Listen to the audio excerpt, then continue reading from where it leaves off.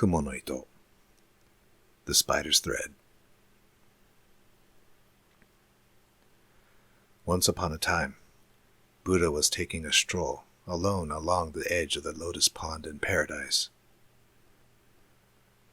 All the lotus flowers blooming in the pond were as white as pearls, and an indescribably lovely scent coming from their golden stamens endlessly filled the air. It was perhaps early morning in paradise.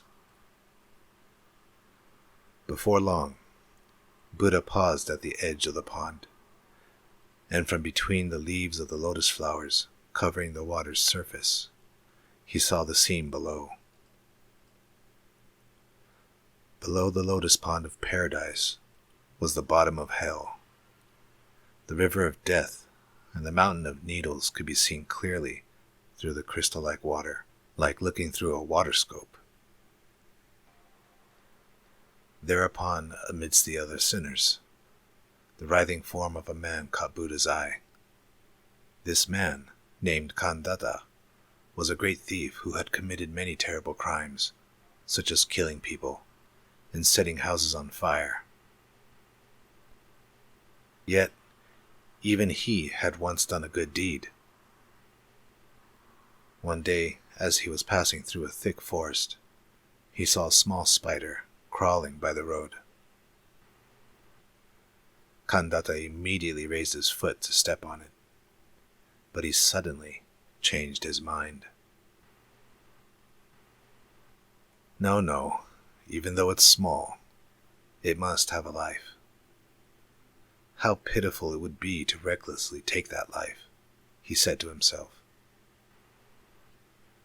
So finally, he helped the spider without killing it. As Buddha looked upon this scene in hell, he remembered the time Khandata had saved the spider. He thought that, if he could, he should save this man from hell as a reward for his good deed. Fortunately, beside him, a spider of paradise was spinning its silvery thread on a jade-colored lotus leaf. Buddha gently took the spider's thread in his hand and lowered it straight down between the pearl-like white lotuses towards hell, far below. At the bottom of hell was the pond of blood, and Khandata was in it trying to stay afloat amongst all the other sinners. No matter where you looked, it was completely dark, except for the faint glimmer that occasionally came from the terrifying mountain of needles. There was nothing else but hopelessness and despair. The whole place was as deathly silent as a graveyard. The only sound that could be heard was the occasional faint sigh of the sinners. Perhaps the humans who had fallen so deep into hell had suffered through so much torture that they had no strength left for crying. Even the great thief Khandata could only writhe like a dying frog as he was choked by the pond of blood. One day, Khandata happened to raise his head.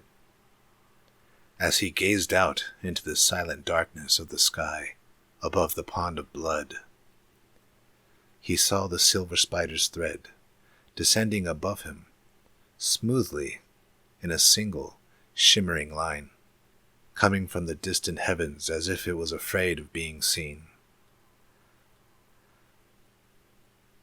As soon as Khandata saw this, he clapped his hands joyfully.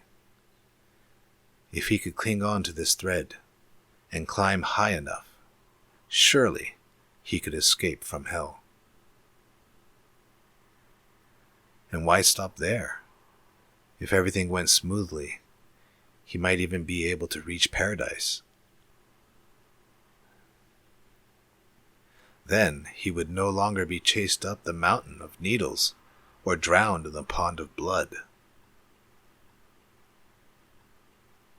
Thinking this, Kandata immediately grasped the spider's thread firmly with both hands and started climbing it higher and higher with all his might. As he was originally a great thief, he had experience with this sort of thing. Because so many thousands of miles separate hell and paradise, the ascent was not easy, no matter how fervently he climbed. After having climbed for a while, Kandata eventually grew tired and was unable to climb any further. He had no choice, so he paused to rest. As he dangled from the thread, he looked into the depths below. Climbing so hard had been worth it, because the pond of blood, where he had been not moments before, had now disappeared into the darkness below. Even the faint glimmering of the terrifying mountain of needles was below him. If he kept climbing at this rate, escaping from hell might be easier than he expected. Kandata wound the spider's thread around his hands, and with a voice he had not used in many years since coming here, he laughed and said, "All right, all right." However, he suddenly noticed an innumerable number of sinners scrambling up the spider's thread after him like a line of ants, climbing higher and higher toward him unyieldingly. When Kandata saw this, he was dumbstruck with surprise and fear for a moment, watching the scene below him, his mouth hanging open like a fool. The thin spider's thread seemed like it was about to give out, even with just him hanging on it.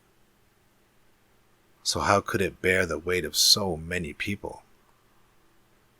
If it did break on his way up, he would plunge straight back into hell, even though he had taken great pains to climb to where he was now. As he thought about how terrible that would be, the line of hundreds and thousands of sinners was diligently climbing up the thin, shining spider's thread from the dark depths of the pond of blood below. If he did not somehow stop them now, the thread would break in two in the middle, and there was no doubt that he would fall. With a loud voice, Kandata shouted, "Hey, all you sinners! This spider's thread is mine. Who said you could climb up? Get off!